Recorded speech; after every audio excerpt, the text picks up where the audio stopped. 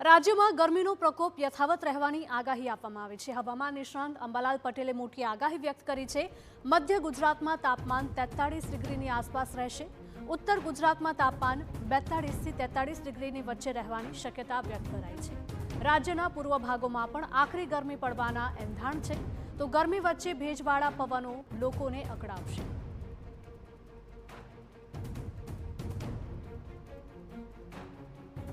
मध्य गुजरात भाग में महत्तम उष्णतामान 43 डिग्री सेल्सियस आसपास रहने शक्यता रहे।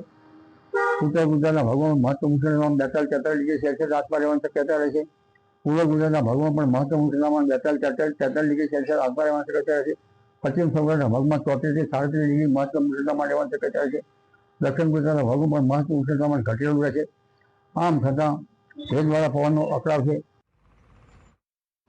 तो 30 એપ્રિલની આસપાસ તાપમાનમાં થોડો ઘટાડો થવાની અંબાલાલ પટેલે આગાહી વ્યક્ત કરી છે।